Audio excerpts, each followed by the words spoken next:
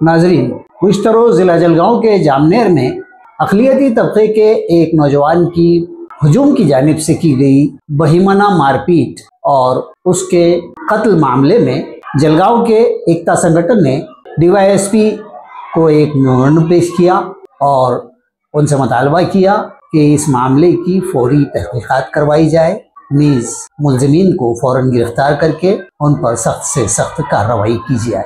आइए देखते हैं क्या कहा एकता संगठन के जिम्मेदारान ने। आज आम्ही या ठिकाणी पोलीस अधीक्षक अपर पोलीस अधीक्षक माननीय नखाते साहेब यांची भेट घेतली। काल जो प्रकार जामनेर व बेटावदमध्ये घडलेला आहे, दोन ठिकाणी एकाच तरुणाला बेरहिमीने मारून त्याला जीवानिशी संपवलेले आहे। अशा त्या मॉब लिंचिंगमुळे, अशा त्या दहशतवादी कृत्यामुळे संपूर्ण अल्पसंख्याक समाजामध्ये एक भीतीचं आणि असुरक्षिततेचं वातावरण तयार झालेलं आहे व खास करून ग्रामीण भागातील अल्पसंख्याक हा स्वतःला आता फार असुरक्षित समजायला लागलेला आहे। कारण की पहिले गोरक्षक होती, आता गोरक्षक नाही तर कॅफे हे जिकडे तिकडे चालू आहे। त्या कॅफेवर त्वरित पोलिसांनी आवश्यक ती कडक कारवाई करावी, जेणेकरून असे प्रकार घडणार नाही। आम्ही पुढे जाऊन एक पाऊल म्हणतो की कॅफेमध्ये जर तो तरुणी सोबत काही बोलत असेल, करत असेल, तर त्याची शिक्षा देण्याचा हक्क या लोकांना नव्हता। त्यांना त्यांच्या विरोधात काही तक्रार द्यायची होती तर शेजारीच पोलीस स्टेशन होता, शेजारी पोलीस स्टेशनला जाऊन तक्रार द्यायला पाहिजे होती। त्यांनी न देता इव्हन आमचं तर सगळ्यात महत्त्वाचा आरोपी तो कॅफे धारक सुद्धा आहे, त्या कॅफेमधले बसलेले सगळे लोक आहेत की ज्यांनी ही बाब पोलिसांना कळवलेली नाही किंवा पोलिसांच्या निदर्शनास आणून एवढेच नव्हे तर यांची हिंमत इतकी वाढली की ते त्यांच्या गावात जाऊन तिथून 20 किलोमीटर तिथे जाऊन त्याला जीवेनिशी ठार मारले। आणि एवढ्यावरच थांबले नाही तर त्याचे वडील, त्याची आई, त्याची बहीण जिचं सिझर ऑपरेशन झालेलं आहे तिलाही त्यांनी त्या ठिकाणी मारहाण केलेली आहे आणि आपलं दहशतवादी कृत्य त्यांनी सिद्ध करून दिलेलं आहे। अशा या जातीवादी, या स्वतःला समजणारे की आम्ही एका समाजाचे ठेकेदार आहोत, त्याच्यामुळे त्यांच्यावर कारवाई होणे आवश्यक। आणि सर्वात महत्त्वाचं म्हणजे त्या ठिकाणी त्या लोकांचं म्हणणं आहे की या ठिकाणी जसं देशमुखची हत्या झालेली होती आणि एक आका त्या ठिकाणी बसलेला होता, त्याचप्रमाणे तिथे एक कोणीतरी आका आहे जो हे सगळं षडयंत्र चालवतो आहे। तर आमची आज प्रशासनाला मागणी आम्ही दिलेली आहे। सगळ्यात पहिले की या घटनेत, या गुन्ह्यात मकोका लावण्यात यावा, मकोका लावण्यात आलेला नाही।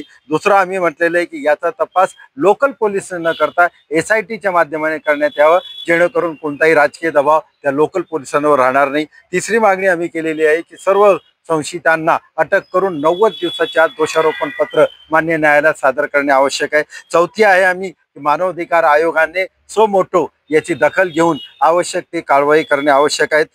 सोबतच त्या गावात फक्त 4 ते 5 मुस्लिम समाजाचे घर आहे, त्या गावात कायदा व सुव्यवस्था तसेच साक्षीदारांवर दडपण येऊ नये म्हणून पोलिसांनी त्वरित योग्य ती कारवाई करणे आवश्यक आहे। आणि सर्वात महत्त्वाचं की आजही, आताही, या क्षणी सुद्धा काही रील्स, काही स्टेटस असे काही आमचे लोक करताय आणि ते घाबरत आहे की हम फिर आएंगे, हम फिर ऐसे करेंगे। तर आम्ही आज पोलीस अधीक्षकांना त्यांचे काही फोटो, त्यांचे काही रील्स, त्यांचे काही स्टेटस दिलेले आहेत की या लोकांवर त्वरित कारवाई होणे आवश्यक आहे। अन्यथा जर आपण कारवाई नाही केली तर आम्हाला रस्त्यावर उतरावं लागेल, आम्हाला तीव्र स्वरूपाचे आंदोलन करावे लागेल व कायदा व सुव्यवस्थेचा प्रश्न निर्माण झाल्यास त्या सर्वस्वी पोलीस प्रशासन जबाबदार राहील। एवढं सांगतो। धन्यवाद।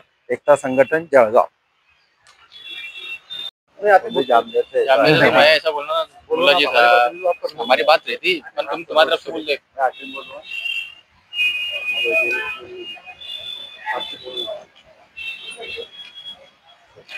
काल जामनेर येथील जी घटना झाली, कॅफेमध्ये बसल्यावर एका मुस्लिम अल्पसंख्याक समाजाच्या मुलाला बेदम मारहाण करून त्याचा मृत्युमुखी पडलेले आहे। त्या मृत्युमुखी पडताना जे समाजातील तो एक गरीब आणि होतकरू मजूर सारखा काम करणारा अल्पसंख्याक समाजाचा एक कार्यकर्ता होता। अशा कार्यकर्त्याला बेदम मारहाण करून जामनेरमध्ये काही गुंड प्रवृत्तीच्या लोकांनी मारहाण केली, त्याचा मृत्यू झाला। पोलीस प्रशासनाच्या भेटून आम्ही आज पोलीस अधीक्षकांना निवेदन दिलं की त्यात काही प्रकार मोका सारखे गुन्हा दाखल करून त्यांना मोका लावण्यात यावा आणि जे आरोपी असतील त्यांना लवकरात अटक करून त्यांच्यावर योग्य ती कारवाई करावी अशी आम्ही SP साहेबांकडे मागणी केलेली आहे। आणि या प्रकरणात पोलिसांनी जातीला लक्ष देऊन आणि याचा पुढे कुठल्या प्रकारचा अनुचित प्रकार होऊ नये याची काळजी घ्यावी आणि आरोपी जर लवकर नाही अटक झाली तर योग्य ते आम्ही पाऊल उचलू। सुलेमान रहीम खान पठान बेटावत के रहने वाले लड़के को जिस तरीके से कैफे के अंदर मारा गया, हम मुस्लिम समाज और तमाम लोगों की तरफ से इसका निषेध करते हैं। इससे पहले भी हमने कैफे के विरुद्ध आवाज उठाई है। पुलिस प्रशासन का ये अपयश है। कैफे बंद होने चाहिए और कैफे वालों पर कार्रवाई होनी चाहिए। इसके लिए हमने आज एसपी ऑफिस में आकर नकाते साहब को एक निवेदन दिया कि दोषी पर कड़क से कड़क कार्रवाई की जाए।